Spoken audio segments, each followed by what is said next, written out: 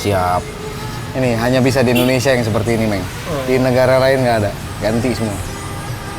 Jadi itu. Selamat datang di channel Motomobi. Pada vlog bengkel kali ini sangat spesial. Spesialnya karena kami semuanya di rumah mengerjakan dari rumahnya masing-masing. Maka pada vlog bengkel kali ini kami akan mengulas tentang kelistrikan. Ini karena BMW seri 7 kami E32 pada saat BMW 90s Challenge di Semarang punya masalah alternator. Ceritanya seperti ini.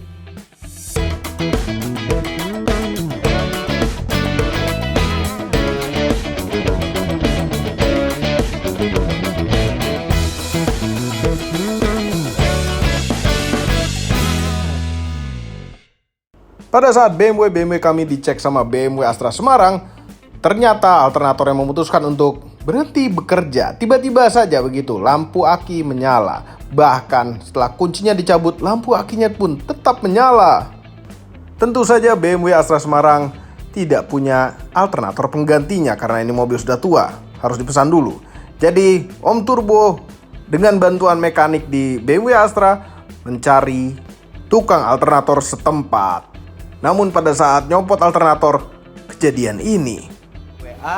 Dan satu lagi dari kami mengucapkan terima kasih buat kesediaannya berpartisipasi. Semoga BMW CCI Semarang sukses terus. Amin. Sukses terus ya. Kita harus pelihara BMW tua kita. Ya. Angka serinya makin tinggi makin bagus. Makin bagus. Ya. Terima kasih. Sama-sama, terima kasih. Terima kasih. Main-main kemarin. Terima kasih. Kasih ya. Ini langsung kemana? Terima kasih, terima kasih. Ini betulin mobil dulu. Waduh, apa itu? Waduh. Ini sabar Om. Tenang Om. Bentar. Yang goyang. Cabut dulu, cabut. Cabut. Apa mobil ini jangan usianya berakhir di Semarang nih Om? Nggak jadi wheel satu tuh? Enggak tuh biasa itu. Biasa terjadi seperti itu. Oh gitu ya? Biasa. Terjadi di kota-kota besar. Tetap tenang. Tiba-tiba keluar asap. Kami kaget sekali.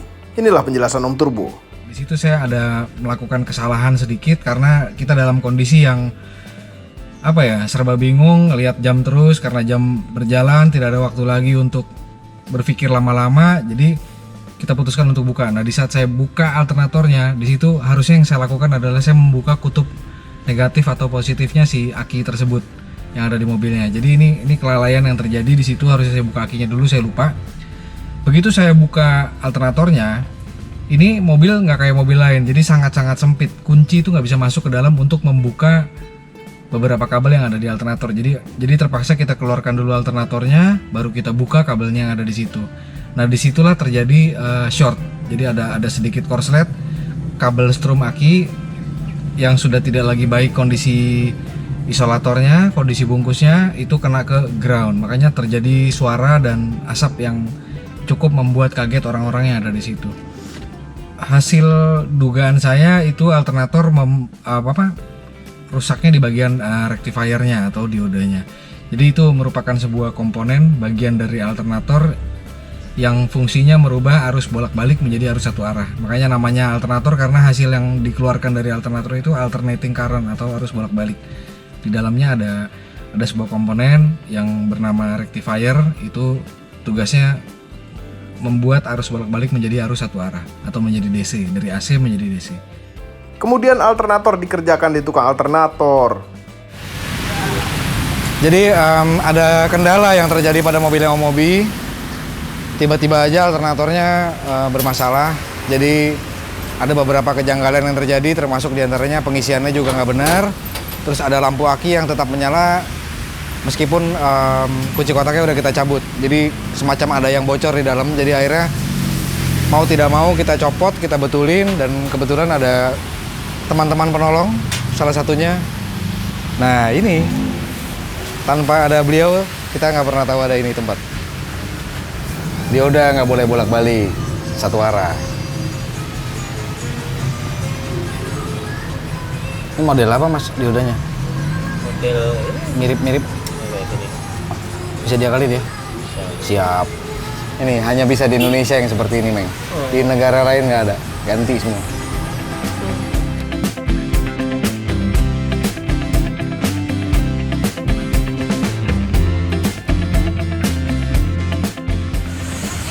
Dia ada mirip sama apa gitu Mas? Satu blok ini. Sama BMW lain nggak ada ya? Nggak ada temennya ya? Dioda yang jebol kayak gini tampangnya. Jadi dia fungsinya arusnya bisanya searah doang. Karena arusnya alternator itu harus bolak-balik, alternating current disearahin sama dia. Jadi ini jadi rectifier.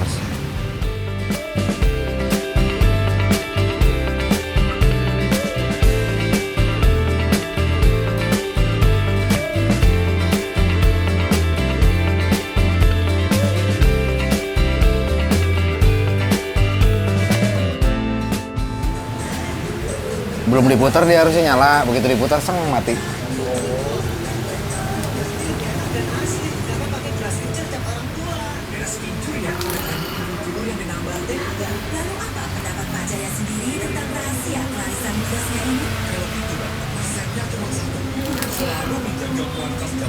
Sip. Mantap toh. Jadi tadi ini kan serem langsung. Jadi ini udah nge-ground duluan kan gara-gara diodanya jebol itu tadi kan Mas? Iya. Makanya kontaknya mati kok lampunya nyala. Canda Mas. Gimana, Mas? Bisa nyemeng. Udah dong. Coba lihat tuh. Jos. Lalu dipasang lagi di E32 kebanggaan kami dan Stopnya.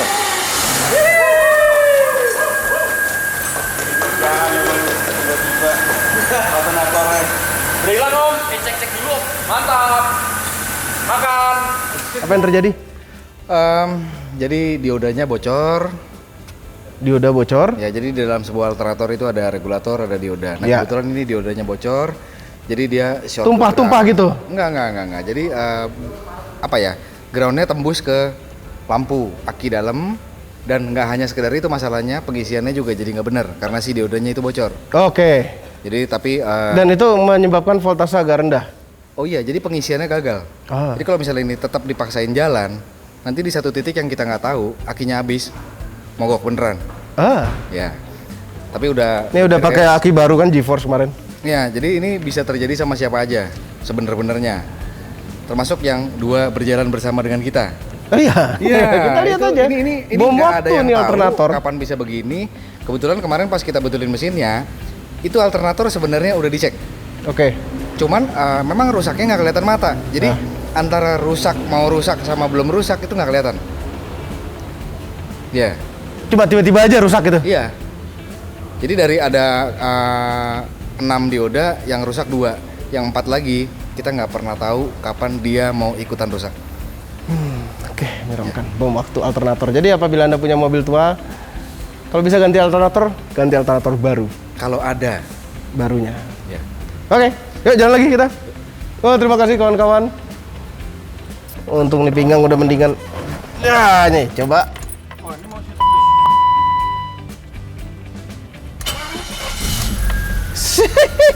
Dokter.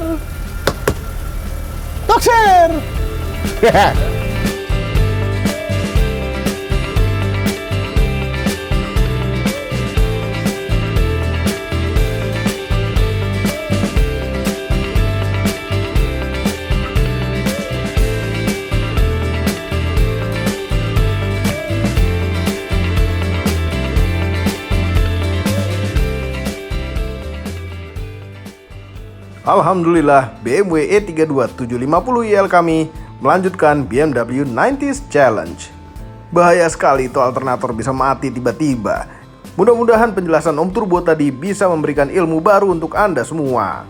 Sekarang saatnya Q&A #tanya Om Turbo. Dan hostnya adalah istrinya sendiri, Tante Turbo.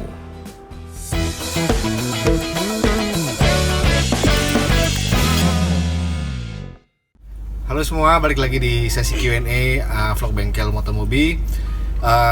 Kali ini karena sedang wabah di dunia, jadi hampir semua orang melakukan kerjaannya di rumah atau work from home.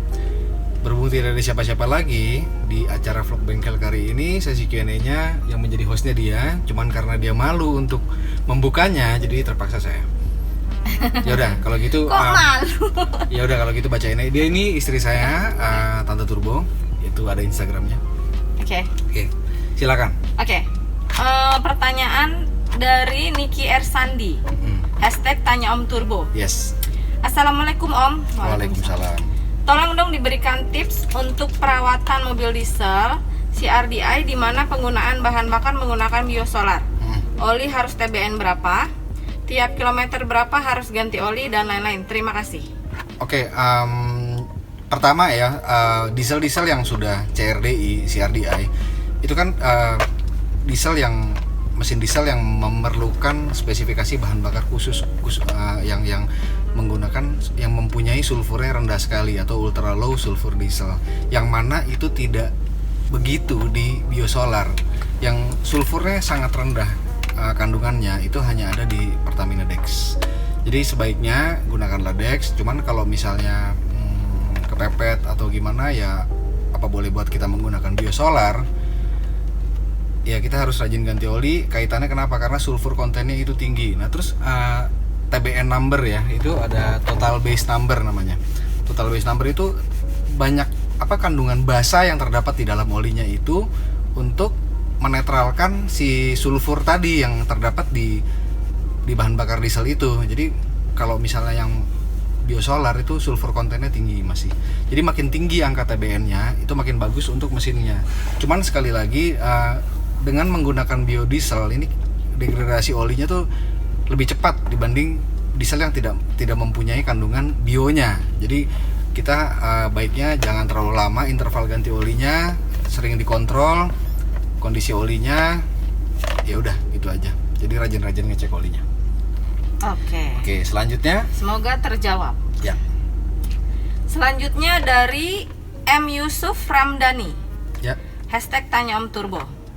Assalamualaikum Om. Waalaikumsalam. Saya mau tanya nih, mobil saya pada saat di starter bunyi tek-tek dan nggak nyala. Keadaan sudah ganti aki dan sebelum ganti aki pun sama. Ya. Tapi pas beltnya diputer sedikit pakai tangan, terus di starter bisa. Terus di starter mau mobilnya. Ya. Oke. Ada penjelasan yang lebih menjelaskan kenapa bisa seperti itu ya Om? Kebetulan mobilnya Matic. Oke. Terima kasih Om, sukses dan sehat selalu. Terima kasih. Jadi untuk mobil bisa menyala itu kan harus ada sumber tenaganya, aki. Nah akinya udah coba diganti, tapi sama aja ya kan. Terus apalagi ada kunci kontaknya nggak apa-apa. Ya berarti dinamo starternya. Di dalam sebuah dinamo starter itu ada giginya yang begitu kita start dia maju ke depan. Jangan bunyi dong. Dia maju ke depan. Nah kalau misalnya itu free wheel gear ya. Tapi kalau lebih umumnya dikenal sama orang itu gigi Bendix. Jadi kemungkinan gigi Bendixnya itu nyangkut di depan. Makanya kenapa setelah diputer mesinnya si giginya itu bisa balik lagi, krak, rilis. Jadi harus dibantu dengan sebuah putaran baru giginya bisa lepas dan dia bisa di starter kembali. Itu jawabannya. Oke. Jadi mendingan ganti dinamo starter atau yang alternatif lebih murahnya bisa bawa ke tukang servis dinamo, minta diservis, biasanya diganti gigi Bendixnya aja bisa. Gitu bro. Oke, pertanyaan berikutnya dari Seno. Hashtag tanya Om Turbo. Om mau tanya, kenapa banyak yang bilang mobil berkarburator tidak cocok dengan turbo? Mohon dijawab. Oke, karburator tidak cocok dengan turbo. Sebenarnya nggak begitu juga karena pada era tahun 80 awal itu ada Chevrolet, Daihatsu Chevrolet yang dari sananya turbo dan dia berkarburator. Jadi kalau dibilang tidak cocok tuh enggak. Nah, cuman kalau diaplikasikan di sekarang, maksudnya berarti kan tidak ada lagi mobil yang berkarburator mengusung teknologi turbo. Jadi ini lebih arah ke mobil gua karburator bisa diturboin nggak ya? Mungkin kayak gitu ya. Nah, untuk menturbokan sebuah mobil karburator itu sulit. Jadi kita harus banyak memodifikasi karburatornya sendiri dan harap diingat turbo itu menambah udara dan kita juga harus nambah bensin juga. Nah, itu dari mana asal tambahan bensinnya itu? Jadi kalau misalnya kita harus bereksperimen dengan spuyer yang nggak tahu berapa kali percobaan baru bisa berhasil. Jadi memang ini tingkat kesulitannya tinggi. Nah, di mobil injeksi pun kita juga harus menjaga si extra fuel-nya itu masuk terus ke dalam, makanya kita perlu pasang piggyback atau harus ganti injektor yang lebih besar dengan menambahkan extra injektor dan lain-lain. Nah, itu di mesin karburator jauh lebih rumit bukan jauh lebih rumit ya, jadi lebih susah karena kita banyak mekanikal yang harus dikerjakan, sedangkan di mobil injeksi enggak, ganti setel, cun, beres. Oke. Ya, Jadi itu jadi jawabannya. iya, teknologi yang lebih maju memudahkan kita untuk menghasilkan hasil yang lebih bagus. Oke, untuk next question from Kurnia Dahlan. Ya. Hashtag tanya Om Turbo. Mau tanya Om, bagaimana sistem exhaust racing jika mobil biasa NA mau dipakein turbo? Apa saja yang perlu dirubah? Terima kasih. Oke, intinya mobil NA kita turboin itu berarti kan tenaga kita meningkat, tenaga mesin kita meningkat. Jadi anggap aja mesin ini sebuah pompa udara, ya kan? Kalau powernya makin tinggi, berarti kan udara yang keluar dari mesinnya juga makin banyak. Kalau misalnya kita lihat, kita bicara LCGC deh, misalnya kayak Ayla, Agya, itu kan knalpotnya kan cuma segede gini, kecil banget ya kan. Nah sedangkan kalau misalnya kita mau turbokan mobil itu menjadi tenaganya seperti di Ayla kita dari 68 menjadi 123 HP, ini kan boleh dibilang 2 kali lipatnya. Bodoh-bodohan kita harus 2 kali lipatnya juga gedenya si knalpotnya itu. Makanya kita ganti dengan, kalau di Ayla kita menggunakan pipa full 2 inch. Nah 2 inch itu udah cukup lah untuk power level seperti itu. Jadi ada kaitannya besarnya knalpot dengan tenaganya, kaitannya ke situ gitu loh. Oke, begitu. Oke. Sudah? Sudah? Tidak ada lagi? Oke, itu beberapa pertanyaan yang kami coba rangkum dan bisa menjadi konsumsi beberapa teman yang mewakili beberapa pertanyaan orang. Jadi mudah-mudahan ini bisa menjadi sebuah penerangan. Petunjuk. Bukan petunjuk ya, maksudnya tadinya mungkin agak sedikit bingung terus jadi oh gitu ya. Ilmu gitu. baru. Ya mudah-mudahan kayak gitu, dan saya juga belajar juga, bukannya dari langit tiba-tiba tahu. Nah sekian dulu vlog bengkel kali ini. Tante Turbo diem aja. Enggak dong. Oke, sampai jumpa. Bye. Selesai sudah vlog bengkel spesial kali ini. Jangan lupa tekan tombol jempol ke atas dan subscribe channel Motomobi, Omobi, dan Mes Mobi apabila belum, berikut dengan tombol loncengnya. Share video ini ke seluruh dunia melalui sosial media Anda, dan jangan lupa follow sosial media kami yaitu Instagram. Terima kasih telah menonton.